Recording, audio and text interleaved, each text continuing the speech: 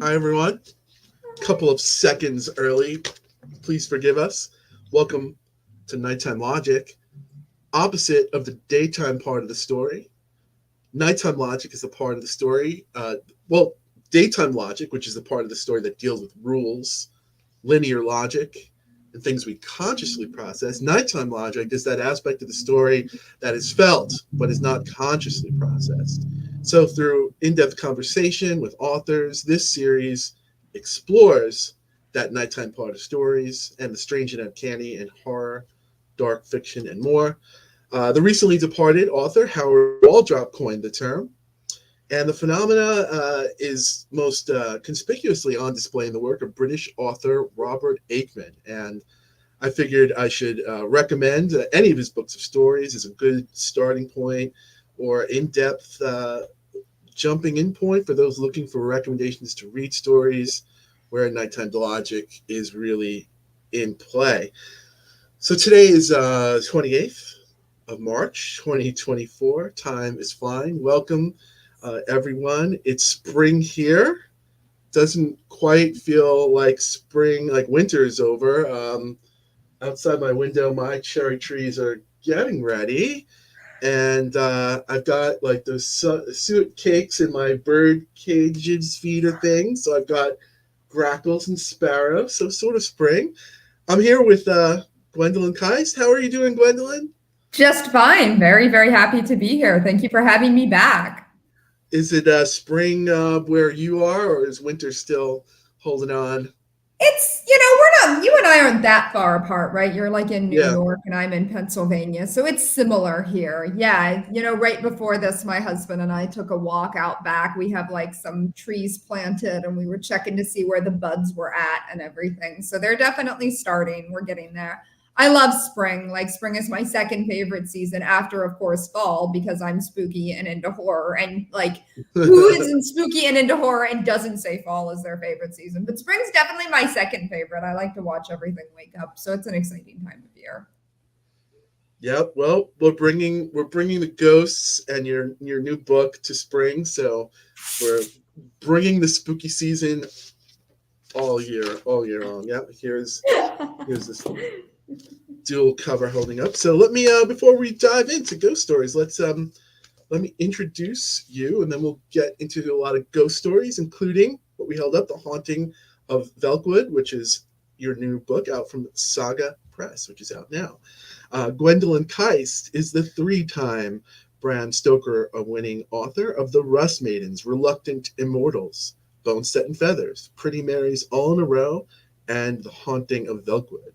Her short fiction and nonfiction have appeared in outlets including LitHub, Nightmare, Best American Science Fiction and Fantasy, Visterion, Tor Nightfire, The Lineup, and The Dark. She's a Lambda Literary Award winner, and her fiction has also received the This Is Horror Award for Novel of the Year, as well as nominations for the Premios, Kelvin, Ignitus, and Dragon Awards. Originally from Ohio, she now resides on an abandoned horse farm outside of Pittsburgh with her husband, their excitable calico cat, and not nearly enough ghosts. And you could find her online at gwendolynkice.com. Welcome back to the show, Gwendolyn. It's always great to have you here. Thank you. And speaking of the excitable calico cat that you mentioned, she may be in and out. I'm like, I didn't. A lot of times Oh, I put her upstairs. I say them, but there's only the one cat now. I was worried you had my old bio because sometimes you have the old bio and they mention the two cats, and I'm like, ah, I wish my other cat had come back as a ghost, but she is not. She would not have come back as a ghost. oh, She's like, I'm leaving. I'm done with you guys. I'm moving on. oh, I'm so Not glad you nearly mentioned the enough cat because as I was reading the bio, I was like, oh, I really want to talk about the cat. And I was like, "Low, you use discipline, Dan. Do not talk about the cat." So thank you for Then I talking about the talk cat about the because cat. Like I'm obsessed with yeah, my you brought it up. My cat is totally on my mind. My cat is 20. So and I feel like she's doing so well, but she's definitely, I mean, at 20, you got to think about she's like on her way to That's like like becoming a really old. Like usually it's that's like really 15 to 18 is where cats live, and yeah, that's yeah. good. I Yeah. was like talking. I just had her for a yearly checkup, and the vets are like, "She's doing great for a 126-year-old old lady," and she's just even like sweeter and gentler.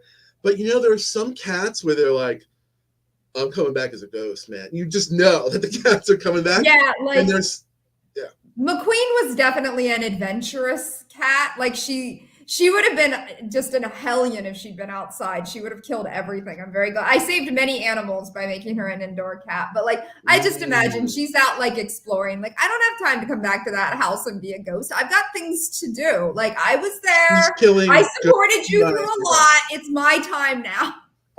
She's in the ghostly Netherlands hunting. Yeah. Same with Yeah. this cat. I think this cat does not.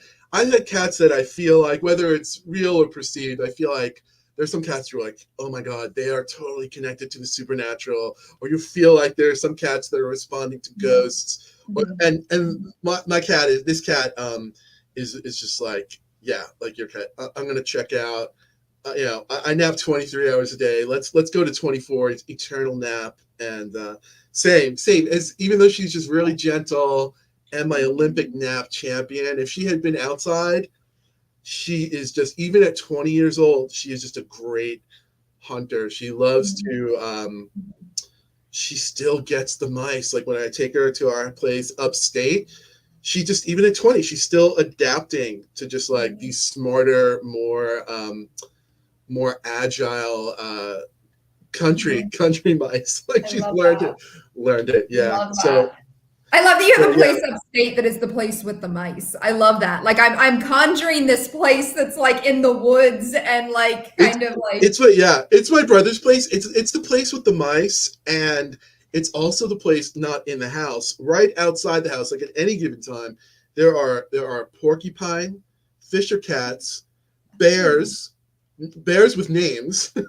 I mean, it is just this. Yeah, it's this great place. But she stays inside, and the mice, of course, no matter how new your house, yeah. the mice get inside.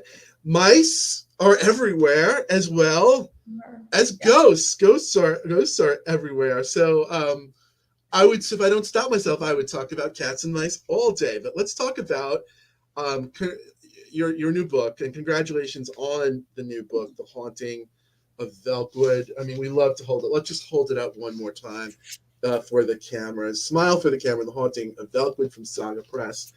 Um, I love the way that the ghost and the ghost story operates in this book. But before we jump into it, I just want to have a couple of build-up questions to it. So I want to start by asking you just about some maybe some more familiar ghost stories operate before really jumping into that. So one of the things ghost stories do is that we have the ghost as the vehicle for human emotion, Mhm. and it's a stand-in for the emotion, or it's like the stand-in for the warning, or sometimes it's the ghost as the symbol. And there's nothing wrong with that. Those are most of our favorite ghost stories are that. Ghost stories deal, and some of those emotions are often closure, loss, tragedy. That's like the classics, our classic ghost story. Someone's been murdered, someone has a warning, someone has unfinished business. So why do you think the ghost story works so well in delivering those kind of things? And maybe what's like a standout one of the classics for you? Yeah, I feel like because the ghost as a trope so symbolizes the past. It's something stuck in the past. It is this embodiment of something that is gone. I feel like that can be a metaphor for so many different things. Like you said, grief, loss, trauma, a person, a place. It can be really anything. And so I've always felt that, ghosts are so familiar in that way. I feel like we're all haunted in some way. And so it's very recognizable to us and it's very relatable. Even if, some people might not be able to kind of relate to vampires or werewolves, though I think those are very potent metaphors as well. Ghosts are something that I feel are like our oldest horror stories, that they're the original horror stories that maybe people told around campfires or, you know, in front of the fireplace. There used to be Christmas ghost stories. You bring back that tradition oftentimes at Christmas time when you have your ghost story festival. And I love that because I think that that's such an interesting tradition of like, hey, you know, it's this fun time around a campfire or around the holidays, but let's talk about the past. Let's talk about ghosts because I do think there's something familiar and very relatable about it. And for me, and you know, I think Yeah. we've already got this on the list, but a story that I just love that I feel like really does that is The Lake by Ray Bradbury, which is one of my very, very favorite short stories because it's oh my gosh, you've even got the October Country. You've got even got the same cover that I have. Like that's the cover Oh I have. yeah. I love it too because like it's got this weird like red on it on the pages. I don't know if I got a marker on it or if I bled on it at some point, but like mine is stained. You'll always be able to recognize my copy of the October Country because I may have bled on it.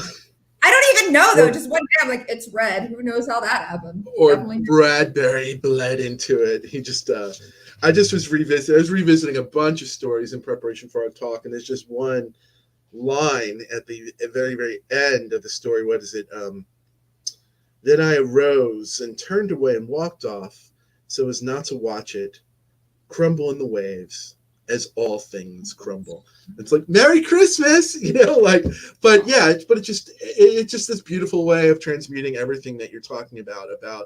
Yeah, we're gonna talk about the past and we're gonna talk about something that we all relate to, and in some ways, it does seem like I obviously wasn't around. I'm old, but I'm not that old, and I'm not from Britain, but yeah, like it seems like at some point in studying ghost stories, like ghost stories were the mainstream. You know, like they wasn't. Now there is this divide between literature and horror, and you know, there's all these things about it coming back and marketing and crossing over. But yeah, but back then it seemed like there was less of a divide. I don't know when horror came to be, but it was like as you said, like yeah, it's dark, and yeah, TV doesn't exist yet, and yeah, so like yeah, what are we gonna do? We're gonna tell these stories, and ghosts were just they were just a part of it. Yeah, and yeah, the lake is a lot, you know, it's not contemporary, but it's a lot more contemporary than Yeah. those absolute classics. But over the decades, ghost stories evolved, so they evolved to convey so much more than the traditional themes and tropes. One that, while I was thinking about that, one that's in a real transitional period is that I'm fond of. I always like to mention is Fritz Leiber's The Smoke Ghost, which was published in the 40s, 41. And what I love about The Smoke Ghost is it's one of those stories where the ghost is not those things that we were talking about. It's not the carrier of emotion. It may or may not be a symbol, but it's definitely not someone. The ghost is not there for closure, loss, tragedy, or a warning. It's definitely quite literal. Maybe it's also quite symbolic, but symbolic of the times, or at least the changing times of what was contemporary then in the 40s. I haven't read that one. I need to read that one. I think I've read Yeah, Conjure Wife at some point. I think that's the only Fritz Leiber I've read. And I'm not even sure I yeah, read it all the way through, but I did like what I read of it. I like his style of writing. it's you know it definitely gets an asterisk for me. It's a great story for what it does. The asterisk comes, and I want to give Leiber the benefit of the doubt because at least the gender roles that I found, I read part of it in an event, and I was just sort of cringing where the main character is a gentleman from the 40s, and he has a secretary, and he's giving dictation. It was like Miss Pennyworth, do you look out? Do you see? And I want to say, you know, I don't give anyone a pass, you know. So like the gender roles are very Stepford in that way, and the only way, reason I talk about Leiber is like maybe that was done intentionally because a lot of his other work, especially his sword and sorcery work, it's really intentional the way he's like lambasting the male characters where they don't know it. Like they act a lot like Hemsworth's Thor, like they're the mighty sword and sorcerer, yet Liber and the audience is sort of just laughing at the character. So I'm not sure if that's in play in the Smoke Ghost, but it's definitely noticeable when you're reading it that there is that that sort of gender politics or relationship in play. But that said, taking that off the table, the ghost is definitely in a transitional ghost, in that it's delivering something more. Are there any ghost stories that operate in that transitional way, or where the ghost is a symbol of something different or more for you? I mean, I feel like most ghost stories are, right? Like, I feel like there are so many. And how long is Smoke Ghost? Is it a short story? Is it a It's a novella? short story, yeah. It's a short story. You could probably find it. It's probably in a lot of anthologies, and you could probably find it online as well. I don't think I've ever come across that one because it sounds interesting. Bad gender roles notwithstanding, obviously.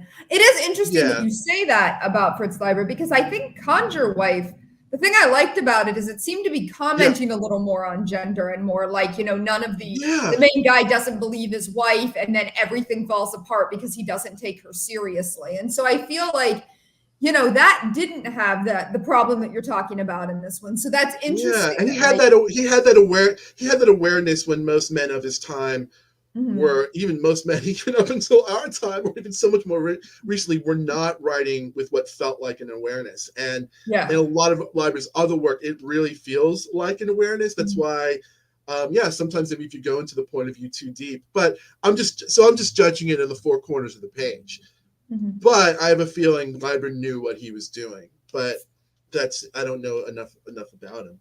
Mhm. Um, yeah, another when we were preparing for this talk, we mentioned one of your favorites that you recommended for me. It's an Eden Royce ghost story, A Cure for Ghosts. Tell us a little bit about that one, and maybe what's classic about it, and what's contemporary about the way that Royce uses a ghost. Yeah, I think it's a flash fiction piece. I don't think it's not very long at all, or if it's not flash fiction, it's a very short story, and yet it packs so much into it. It's about Yeah. this. It has been a little while since I've read it, but you and I were talking ahead of time. It's like on this plantation, but it's a museum now, so it's a little bit more like modern day. And this young girl, I think she's either like probably like a teenager, but young Yeah. teenager, kind of sneaks off into part of this museum and opens up this bottle, and this ghost kind of comes out and possesses her. And that's where we come into it, is that she's just been Mm-hmm. possessed, and her parents are very angry about it, and the person who sort of runs or works at the plantation is basically telling them, like, hey, this is just how it is, and these are the consequences. And it's a very interesting story about consequences. It's got a lot of, the fact that it's on a plantation that's now a museum. There's a lot of kind of commentary, I think, there on colonialism and, Mm-hmm. sort of history of this country, and, the way parents sort of treat their children. And it's a very interesting story. It's not very long, so I would definitely recommend everyone read it. But it's one of my favorites. And so, like, anytime ghost stories come up, I'm always like, yeah, if somebody has not read that one, it's not even very long. It's not like, saying go read a 300-page novel. Maybe you won't have time. You have time for this story, and it's definitely stuck with me. Yeah, and it's doing something else. Like, yeah, it's great. You have this we're getting it from one side of the conversation, but yeah, Mhm. there's like these parents who are like all outraged, like we're going to sue you.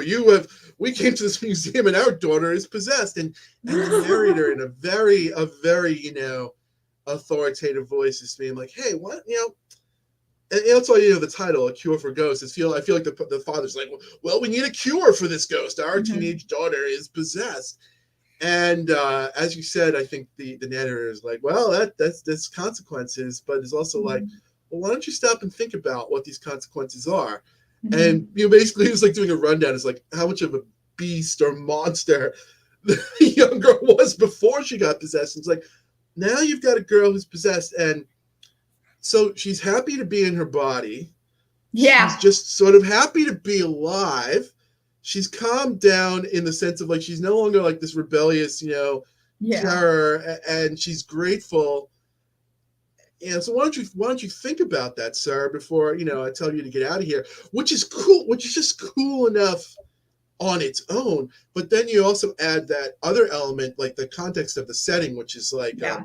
this Yeah. is taking place on a plantation Yeah. in the It's a and very it's a very disturbing story, and it's interesting because the voice is very like that you can kind of laugh at points in the story because like the voice is so much fun in a lot of ways, but at the same time it's a very very like freaky story. It's very scary with its yeah. implications. It reminds me, for some reason, I've been thinking a lot about Tales from the Dark Side, and something about it tonally reminds me of Tales from the Dark Side of like how Ooh. the episodes could seem so fun, but then like by the end, you're so disturbed at how they turned out. And so like now I want to go back. Now we're talking about this. I want to go back and watch some Mm. Tales from the Dark I Side. know what you mean. I've never seen Tales from the Dark Side, but I know that tone. We're going to Yeah. jump into Velkwood in just a second. There are two ghost stories. I mean, we promised you ghost stories with Rama, and welcome to all our listeners. We're giving you ghost stories,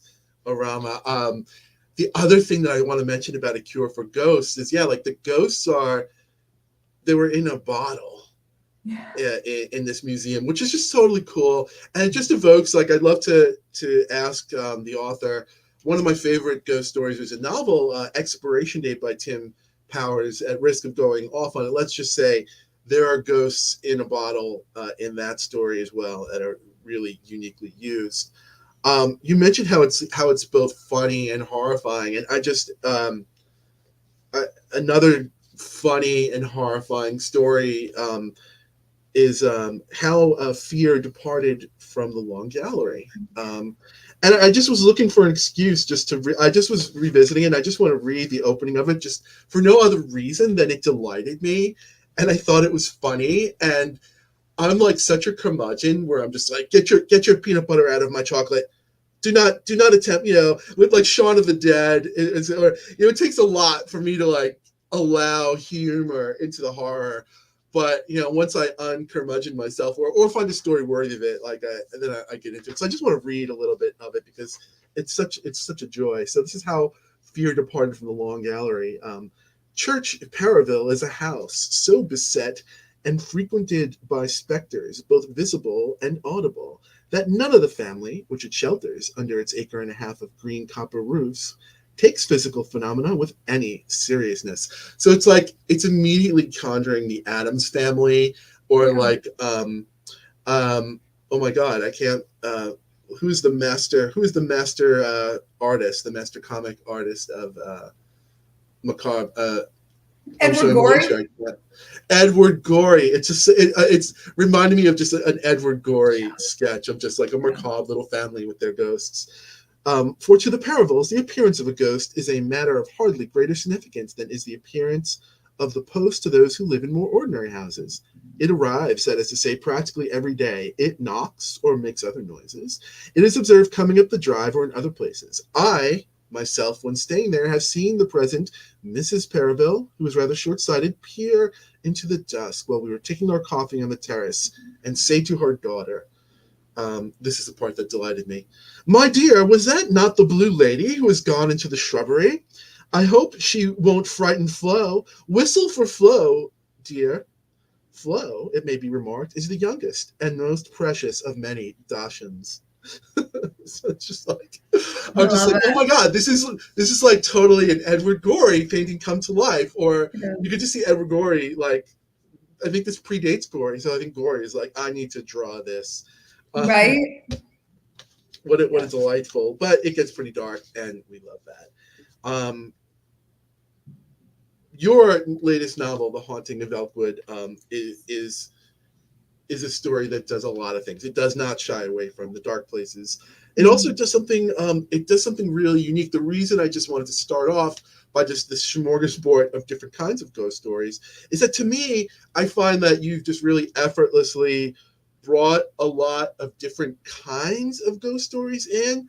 as Mm. well as what we'll uncover in this conversation. Like it also brings its own really unique element into the mix. So yeah, why don't you tell us about um, how you view the Haunting of Velkwood? What kind of a ghost story is it? What are some of the classic or maybe even unique elements in play in this story?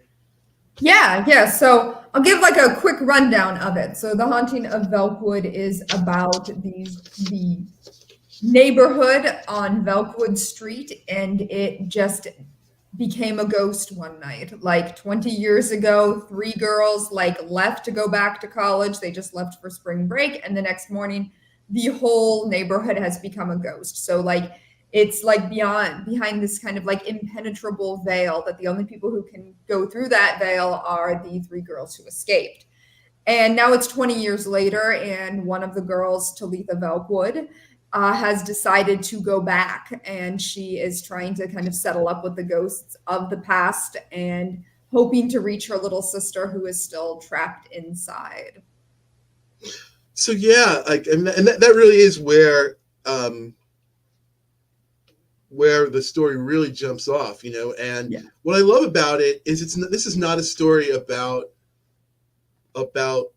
the nuts and bolts and how and why of the phenomenon. That Mhm. phenomenon just is. So it's Mhm. like you get, to me, it operated like haunted house story. We don't get a haunted house. We'll give you seven. We'll not only give you seven, we'll give you the street beyond and the backyard and the kids with the Jacob ladder spinning faces. We'll give you haunted houses, reader. From Oh, from I've never seen from, Jacob's Ladder all from the way through, but I know that poster. That's so interesting. oh Yeah, my there god, is you kind of know, that, like, I never even thought about that because I've never seen it, but I never realized that, like, but you say that and I can see the poster in oh my my head. god, I and didn't realize it was. you're such a film. I learned so much about film from listening to you and your recommendation. So I'm pleased that I get to actually give you a worthy recommendation. You know, I was giving you some not worthy recommendations as we were waiting to go on the air. But yeah, Jacob's Ladder is probably a film that you'd enjoy just because it is a real worthy film. But you know, it's just a little detail. I didn't have it in my questions to ask, just sort of off the cuff. But now that we're mentioning it, yeah, like was I'm talking about the atmosphere of Velkwood, and there was one thing that really struck me in the beginning of the story when Talitha is crossing back and forth Mhm. between our Mhm. world and this now haunted area of Velkwood, and it's downright ghostly. And you know, like that image, that one of the disturbing images from Jacob's Ladder is like these spinning faces. And there's one point where she's just like getting her bearings there, and she just sees like two of the neighborhood boys, and they were not worldly. They were clearly specters or not even intelligent, and they just had that. And it just felt like it was the same visual language as Jacob's Mhm. Ladder without, um, and that was just like a cool little point there. Um, but yeah, we have haunted we have haunted houses going on. We have the neighborhood. So yeah, that phenomenon is so cool because you get to have. I feel like it operates both. We talked about symbol, we talked about emotion, and whether you did it intentionally or not. Um, but you are a writer with a great deal of control.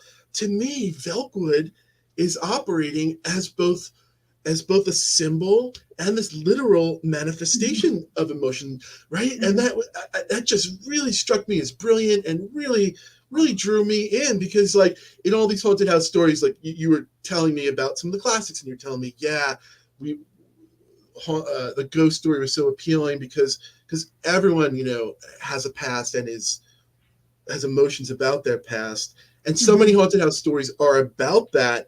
But this, that the past is literal. It's like there, like we in the haunted house story, we go back to the shell, the specter, you know, the empty aspect. But this, it's like, while she's not quite time traveling, it Yeah. almost operates like time traveling.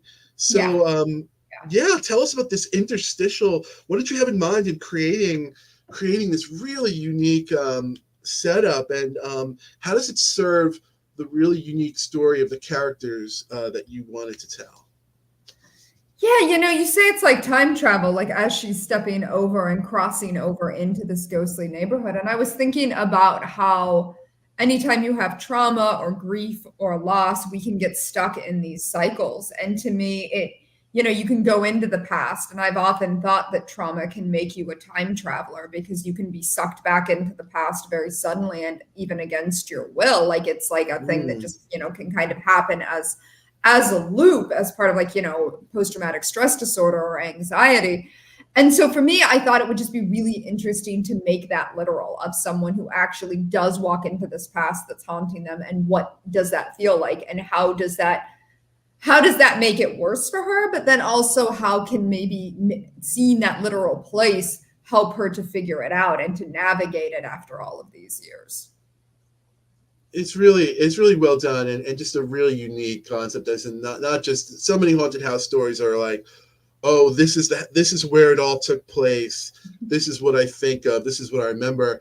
But now it's like, oh yeah, I'm an adult, and this isn't just where it all took place. Like, it's like it's the manifestation of it.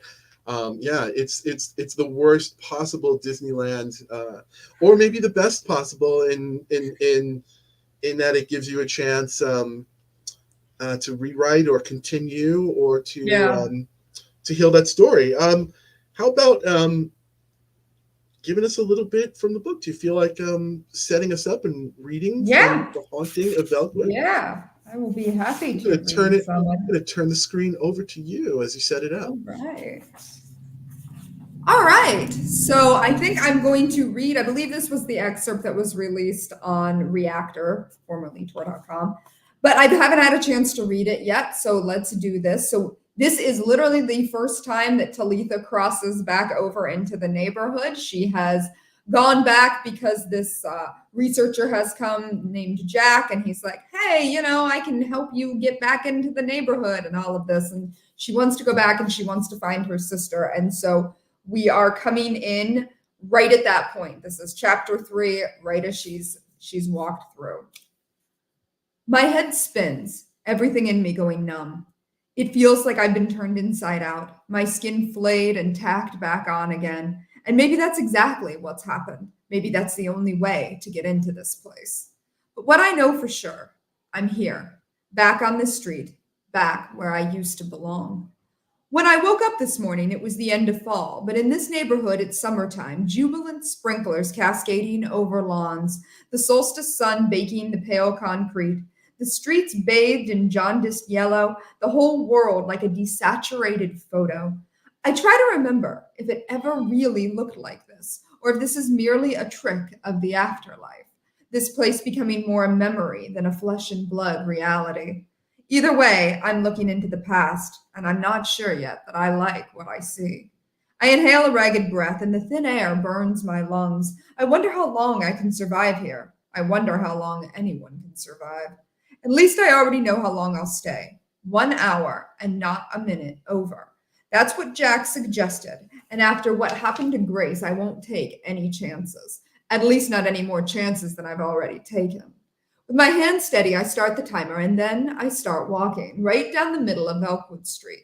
It's only a few steps at first, my vision gauzy, as though I'm peering through 100 layers of chiffon. The pavement is solid beneath my feet, but it barely feels real. Our neighborhood was never built for subtlety. Every house arrayed in candy-colored siding, the roofs with sharp, almost comical angles. We all lived in split levels with the same floor plans, the mid-century equivalent to making it in suburbia. But that dream was a short-lived one. The street was outdated. The street was dated, almost kitsch by the time we started high school. We're stuck in the past, Brett once said, as she and I sat together on the curb, each of us devouring one half of a cherry twin pop we procured from the local ice cream truck. We'll never escape it. You don't know that, I said, my fingers stained red, but maybe she did. As I keep moving, I count the houses. All 8 of them are here, right where they belong, 3 on the left side and 5 on the right. A lopsided arrangement, but it wasn't supposed to stay like this forever. We were supposed to get new houses, new neighbors, new possibilities. But that never happened. Instead, two of the houses had been vacant since we were in junior high. The for sale signs still in the front yards like a promise nobody could keep. I don't look at them. I keep heading toward the place where I once belonged, the fourth house on the right, almost at the end of the street, almost at the end of the world. Nearby, there are empty cans of Coca-Cola abandoned on the curb, ants swarming around the sweetness, hundreds of them coming from every direction. I'm passing Grace's house now, the second on the right, the slider windows gazing out at me, the pink trim glinting in the sun. Everything in Grace's life was always pink and bright and cheerful. Her mother would have it no other way. The problem with you girls is that you need to smile more, she used to tell us when we all stayed for sleepovers, and my stomach would always clench because from the look on Brett's face, she wasn't ever thinking about smiling. She was always thinking of spitting right in Mrs. Spencer's eye. The sun shifts in the sky, disappearing behind a patch of pale clouds, thick as marshmallow fluff. That's when I see them, two people walking across the verdant yard. Grace's younger brothers, maybe. It looks like them, arrayed in grimy Motley Crue t-shirts and hand-me-down Levi's, one of them holding a Spalding basketball. This is it, a chance to finally meet someone, to ask them what happened, to ask them about Sophie. They drift out of the yard and onto the street, their figures obscure and wavering. I squint at them, shielding my eyes from the blazing sun, but I still can't recognize them, and as they get closer, I realize why. My vision's clear now, but they're not. Their faces are blurred out, almost as if they're moving too fast, 100 expressions flashing by at once, joy and dread and rage mingling together. Their skin's gray as a thunderstorm, but they don't seem to notice. They just keep moving forward, moving right toward me. I seize up. My feet turn to lead, a scream lodged in my throat. I'm sure they've spotted me here. I'm sure this is it. But they pass me by as though everything's normal, as though they don't see me at all. And that's probably for the best, because without a clear mouth to speak, I doubt they could help me much. I doubt they can help themselves much either. I'm running now, away from them, away from everything, heading deeper into this neighborhood, even though I should retreat back the way I came, back into reality. Except right now, I'm not sure where reality is. So I run toward the place where I grew up, toward where my family should be. Up ahead at the house next to ours, there's another figure sitting out front.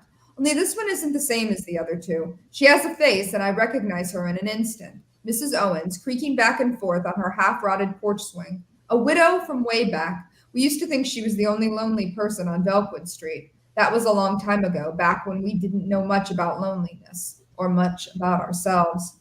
You don't belong here, she's saying, and hope threads through me because I'm convinced she's talking to me. I sprint across the sidewalk, rushing onto her lawn, just glad to see a face, an actual face. How are you? I blurt out, but she doesn't move, doesn't even flinch at the question. I watch her for a while before waving my hands in front of her. There's nothing, not a hint of recognition. I'm right here, but I'm nowhere at the same time. Don't you listen, she asks, her voice like rusted nails. I told you already you don't belong here. She's scowling hard at something, and I follow her gaze until I spot it. A frog sitting on her front step, staring off at nothing, its expression as impassive as the seasons. You should move along, Mrs. Owens says, still glaring at the frog. You don't have much time. And I don't have much time either. My house is only next door. I'm almost there. I'm almost home. Maybe we can talk later, I say to her, and I hope I'm right. Grass crunches like brittle bone beneath my feet as I cross the yard. A sharp breeze shivers down the street, the air turning thick and fragrant with honeysuckle, like something out of a dream. I hold my breath and keep going, all the way up the narrow walkway that leads to my front door. Gladiolas creep along the perimeter of the house. The summer before I left for college, I planted the bulbs with Sophie, the two of us in old overalls, dirt caked beneath our fingernails. How long will it take them to grow? She asked, her arms wrapped around my legs. A few weeks until we see the first sprouts. I pulled her close and she hugged me a little tighter. 3 or 4 months before flowers. She crinkled up her nose. Why do they take so long to grow? The same reason you do, I said with a laugh. You've got to give things time. Now the flowers have all the time in the world, and so does Sophie. I'm on the front step now, everything I want and everything I fear wrapped up in this moment. My heart squeezed tight in my chest. I reach to knock on the front door, but I don't have a chance. The lock clicks on the other side, and my mother is suddenly standing right in front of me. She doesn't look like those terrible figures from the sidewalk. Instead, everything about her is the same as I remember. Her wide eyes as blue as tide pools, a bolt of gray tucked behind one ear, the same furrowed lines between her brows. I'm home, I whisper, but the same as Mrs. Owens, she doesn't see me. Nobody can. And here I'm the ghost, the trespasser, the spirit who can barely disturb the air. She didn't even hear me at the front door. With her purse slung over her shoulder, she just happened to be heading out already. I fall back a step, huddling among the privet shrubs as she drifts down the cobblestone walkway. There's nowhere for her to go, but maybe she does this every day, pretending to pick up the groceries and run the errands and live the life that was pilfered from her, cycling through patterns of the past like they're a comfort rather than a curse. Do they know they're ghosts? Do any of us ever know? She slides into the driver's seat of our 92 Geo Metro, the one we bought brand new with $5,000 in cash like we were big spenders on the Riviera. I wait for her to start up the engine, but she only sits there, not moving, not doing anything at all. I want to reach out to her, but even if she were still alive, she probably wouldn't reach back. Is Dad around? I say, but she doesn't answer. I can already guess what her response would be. Of course he's not here. Don't you know anything, Talitha? I know that Dad's gone for good, dead and buried a full 5 years before this neighborhood faded to nothing. Heart failure, they said, but I figured he just wanted to get out while he still could. My father was clever like that, always one step ahead of the rest of us. Don't let them get to you, Talitha, he would tell me. People will try to grind you into dust if you let them. I only wish I'd taken his advice. The front door is still open, sunshine leaking into the foyer, so I slip past the welcome mat, an intruder in my own life. Inside the house is just like I left it, the sense of beef stroganoff and Windex mingling in the air. The shag carpet, the color of autumn leaves, bristles beneath my feet. Hello, I say to no one in particular, and as always, no one answers. Up the stairs, the living room is empty. No trace of anybody besides the portrait slung on the wall, our faces frozen in that garish Kmart studio with a mottled gray background. Sophie was only a baby then, her cheeks ruddy, her watery eyes gazing off into nothing. She didn't want to be there. None of us did, but Mom insisted. Sophie fussed the whole time, only brightening when I let her wrap her tiny fingers around my thumb. It didn't matter what went wrong. I could always make her smile. I hated that picture, the way Mom forced it on us, all of us in our itchy Sunday best, but staring at it now, it's almost comforting. It's almost better than a memory because it's real. It's something you can hold on to. I pass an oak coffee table, Avon samples scattered across it, tiny tubes of mauve lipstick and pale packets of Skin So Soft. For years, my mom was the street's resident Avon lady, and that meant goodies galore. Brett and I used to lie in wait, watching every week for the big brown box to arrive in the mail. When we were sure no one was looking, we'd pillage what we could, spiriting a pocket full of loot off to Brett's bedroom, where we'd take turns putting makeup on each other, giggling the entire time like petty bandits. You look perfect, Brett would whisper, and I'd just blush. That is until I got home and my mother saw me. Don't touch my stuff again, she'd say, gritting her teeth, her hands clenching into fists. But I'd always stare back at her wide-eyed. I don't know what you're talking about, I'd say, even though I was wearing the evidence on my face. The ancient appliances in the kitchen whir pleasantly in the background as I keep wandering, exploring my own life like it's an archaeological dig. I'm in my old bedroom now, and I want to open my dresser drawers, raiding everything, yanking out the past, but I can't touch any of it. My fingers as insubstantial as mist. I try to steady myself against the wall, but my hands go right through the plaster. If the doors to the room weren't already open, I wouldn't even be able to walk in. Everything's closed off to me. Are you here? I call out, moving slowly into the hallway. Can you hear me, Sophie? No answer. I glance down at the timer. 15 minutes gone already. That doesn't seem possible, but then again, I'm not sure what is possible here. I'm ready to start back outside, to try again with my mother, to plead with her, anything to make her listen. But then I hear it. That sweet voice, clear as a wind chime. Do you know what you're doing? Do you know where you've been? Sophie. I rush toward the sound, my feet in a tangle. Downstairs in the rec room, I find her, surrounded by an army of knockoff My Little Ponies, their nylon hair in knots, half of them collapsed on their backs, their gnarled legs in the air as though they've lost a most fearsome war. And Sophie, grinning and gap-toothed, in the middle of them. And I will stop there. I love that line. She walks through the front door, an intruder in my own life, and then following up where she and then she's a ghost in her own life. It's such an inversion because while she's in the haunted house, she's the ghost. Like she's the one that's insubstantial.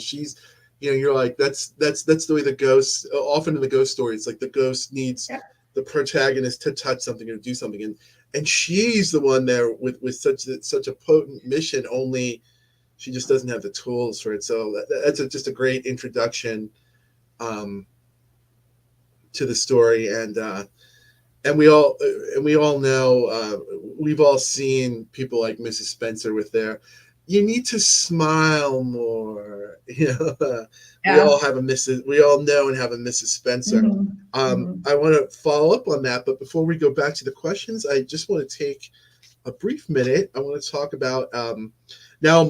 I'm very self conscious because I did just see Late Night with the horror film Late Night with the Devil. So I'm feeling like my 70s announcer mode is I just want to make some shout outs to some friends of the show, but I'm feeling like a satanic announcer right now. But that said, my feelings aside, I do want to mention friend of the show, host and author Scotty Milder, and you recently appeared on his Horror in the High Desert podcast, so you can go back and check out Gwendolyn Kiste's appearance there. And also, Scotty wanted me to mention coming up on his next episode of Horror in the High Desert podcast, which is April 5th. He will feature comic book artist and writer Aaron Campbell from Hellblazer and West of Sundown. And then his episode after that, which will be April 19th, will feature author Rachel Eve Moulton of Tinfoil Butterfly and the Insatiable Volt Sisters. Scotty's also an author, and his most recent story is a weird Western novelette called The Ballad of Charles Kennedy, and it's published in the folkloric anthology from Sentinel Creatives. The second of the shout-outs are to my friends and colleagues, Nicholas Kaufman and David Wellington, and they are on the cusp of a new endeavor. It's called the Spooky Science Lab, and Spooky Science Lab is an all-ages podcast in which two horror authors, Nicholas Kaufman and David Wellington, discuss strange but true science facts that are scary, disturbing, and even downright spooky. I want to sing the Addams Family theme right there. Hosted by Nicholas Kaufman and David Wellington, Spooky Science Lab launches Monday, April 1st, and will be available wherever you listen to podcasts.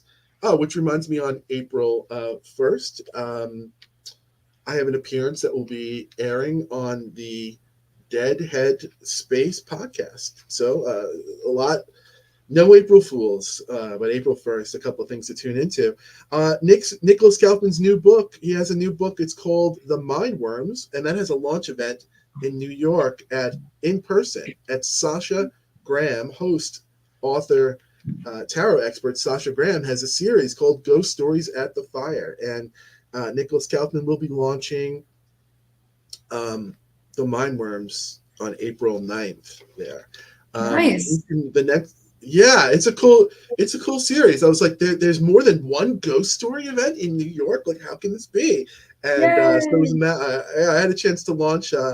She launched back in September. She launched my Cemetery Dance novella, The Serpent Shadow, and it was a really great experience. So it's a great series if you're in New York. Her name is Sasha Graham. Check it out. For this online components as well. The next episodes of this show, Nighttime Logic, are April 23rd. And that episode is called Two Guys Named Ford, authors Douglas Ford and Jeff Ford, who are not related. And then we'll be back May 28th with Paul Tremblay to talk about his work and his new forthcoming novel. So, yeah, some good stuff coming up. Thanks for taking the time and listening to that stuff that may be of interest. We just heard Gwendolyn read the first crossing over into Velkwood area, Velkwood neighborhood. And I guess why I'm saying Velkwood area is that there's a lot of different ways to enjoy this novel. One of the things that's going on in the periphery, one of the characters is a main supporting role, is the area is being studied, sort of Men in Black style, like X-Files style. So it has a pop culture aspect to it, and it Mhm. has an interstitial aspect to it. It has a science fiction aspect to it, but Mhm. it doesn't get bogged down in the nuts and bolts of it. It really the touch point that it really is a good thing to compare it to is the hit show Yellow Jackets. Some of you may have Mhm. seen the show. It's highly recommended, especially the first season. In Yellow Jackets, structurally, that's a show that shifts back and forth in time. So that show, the narrative is happening, excuse me, in two places of time at once. In Velkwood, the structure is similar, but both places in time are happening at the same time. The past and the present are both happening in the now of the Mhm. story. Um, how did this structure come about, and how is this how is this really in play and vital to the story, to Talitha's story, the main character, and what you wanted to tell with that?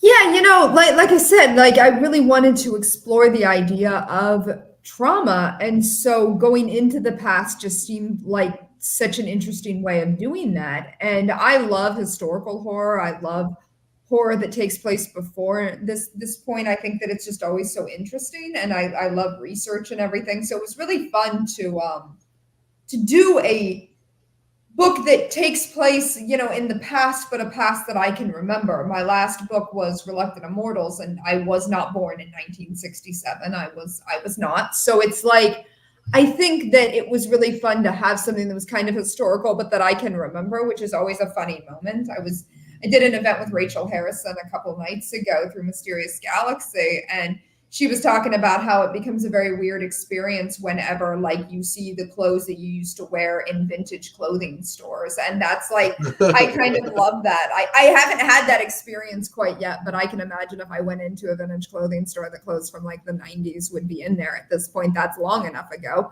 right? Because like the 90s to now, like 94 to now was like what 1964 was in 1994. And obviously, when you were in the 90s, you were seeing vintage clothing from the 60s. So it's like only fair you would see vintage clothing from the 90s now. That always weirds me out when you realize like how much further we are from things that we can remember. And, then there were things like, oh, the 60s seemed so long ago in the 90s, but now it's like, the 90s don't seem as long ago as they obviously are, even though that's when I grew up. But it is interesting. And I really like that aspect of having these two time frames that, it wasn't a time frame that was really long ago that I just had to do research on to be able to kind of reach back to. It was something I did do research to some extent, but a lot of it was just using my own memories. And so that was a very different way of approaching kind of historical horror to a certain degree, which was fun and, like I said, weird. Yeah, it is weird.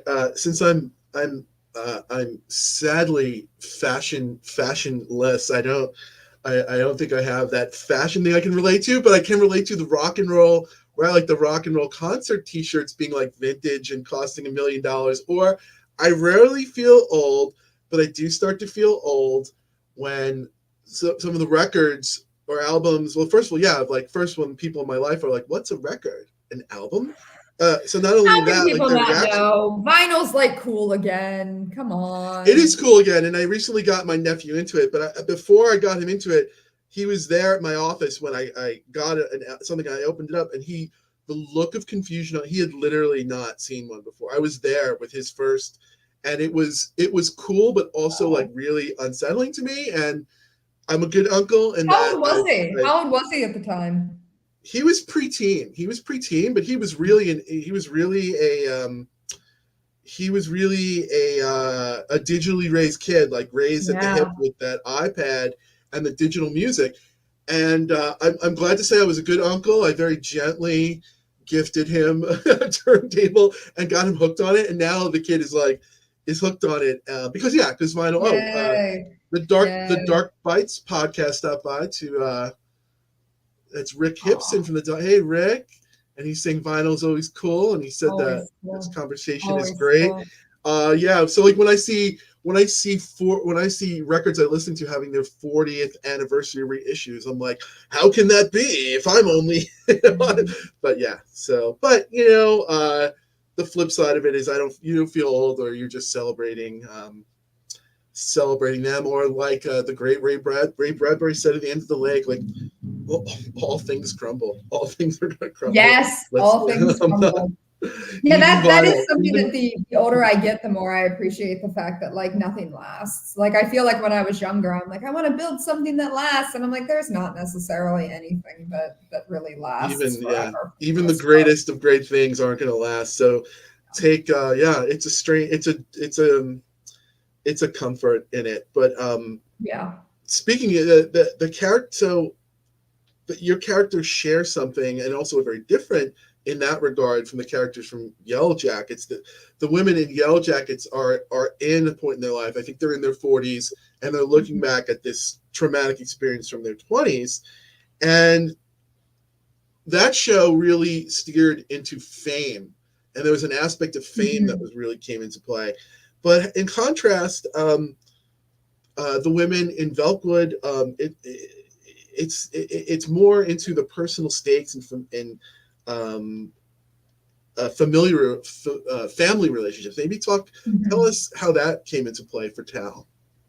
Yeah, there was a thought early on when I was writing it that I would play a little bit more with the fame aspect of it because she does mention it a little bit about people know who she is sometimes. And, she was in tabloids for a while. But by the time we come into the story, Talitha is definitely past that point, and everybody's kind of more or less forgotten about it. Because I mean, these 24-hour news cycles move so fast that 20 years is a long time ago, and I feel like eventually, I mean, look at how we are with COVID. I feel like a lot of people have just forgotten about it, and that like completely changed the world. That changed everybody's life, and yet now it's like we've kind of like I haven't, lots of people haven't. I'm sure you haven't, but generally speaking, my husband got a notice from like a doctor's office, like new COVID shots available. And I'm thinking, I don't think there's any new ones right now. But I'm like, I wanted to double check because I'm like, the media doesn't really even report on it as much anymore. I never see news about COVID anymore. So I'm like, wanted to double check. And I'm like, no, we're up to date on all of our boosters and everything. But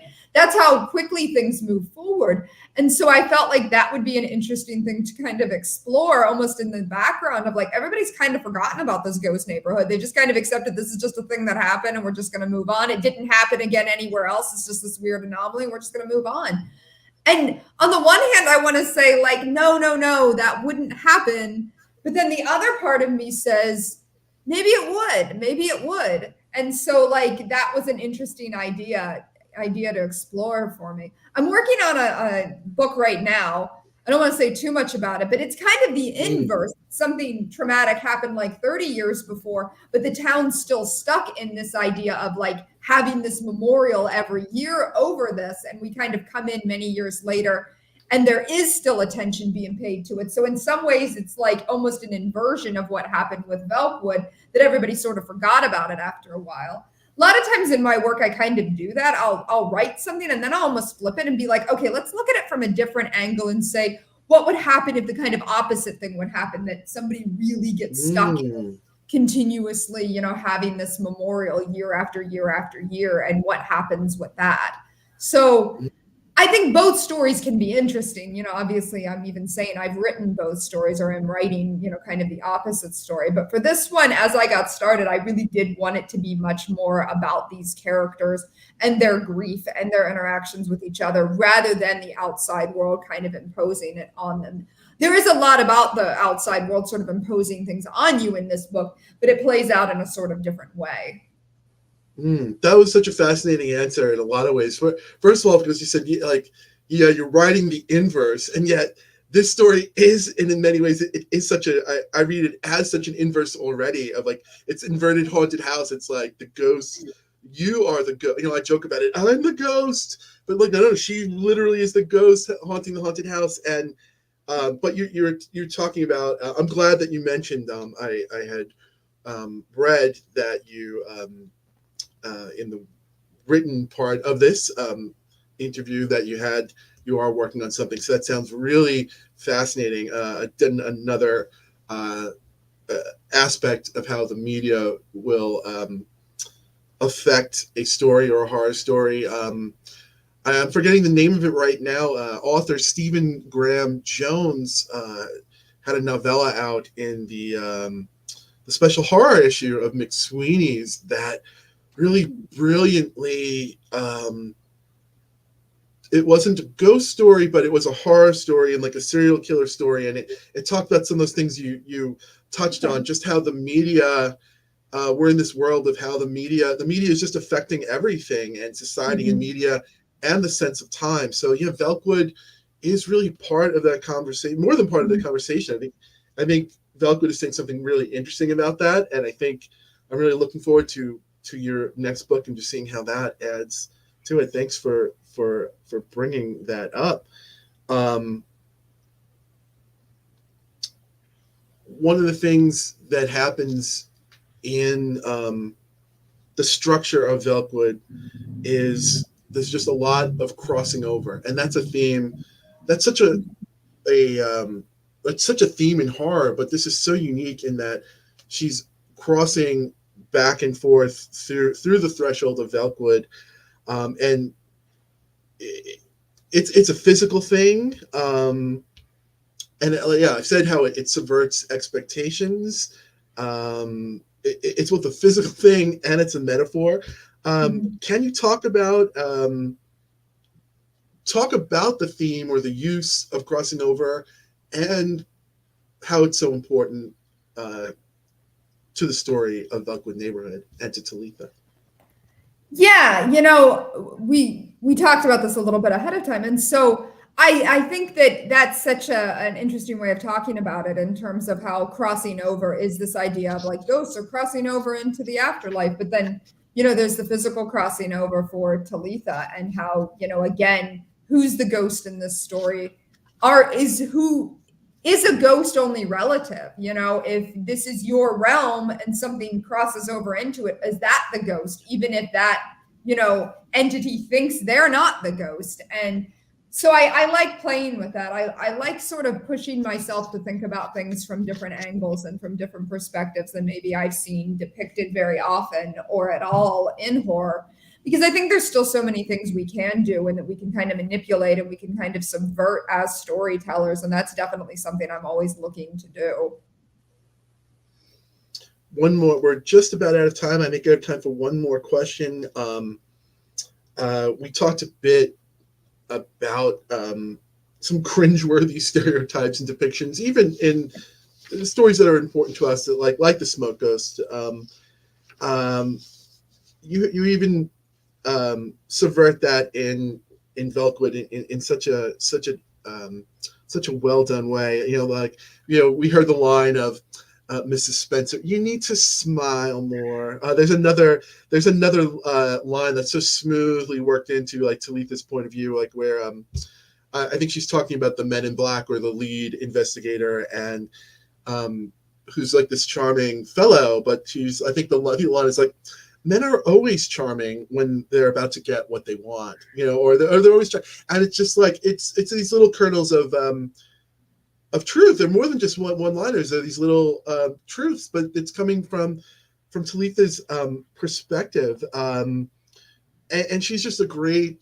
character, and she's a great female character that contrasts to the smoke ghost, where like, yeah, I like what's going on there, but I'm just like, oh, wow, that character really is back in the day, but even back in the day, right? So um yeah, what's the importance, a great closing is, what's the importance of these kind of depictions and presentations for you, and for storytelling in general?